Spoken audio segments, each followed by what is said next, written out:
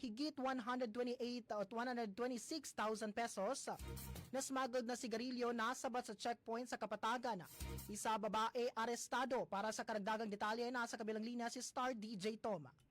Umabot sa halos 130,000 pesos na halaga ng hinihinalang smuggled na sigarilyo ang nasabat ng mga otoridad sa isinagawang anti-criminality checkpoint operation kahapon, Marso 1, araw ng linggo, sa barangay Daguan, Kapatagan, Danao del Sur.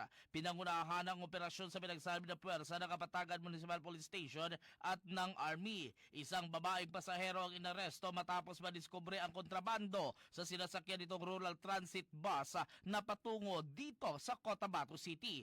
Batay sa ulat na tagpuan ng mga tauhan ng checkpoint, ang 148 reams ng smuggled sigarilyo na pinaniniwalaang pinuslit sa bansa.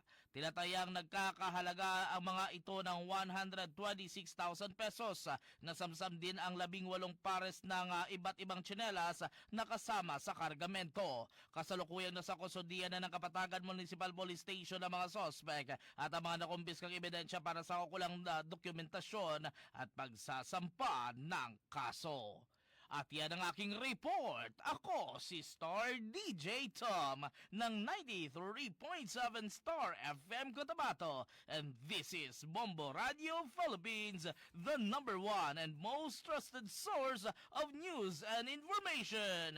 Basta Radio! Bombo! Star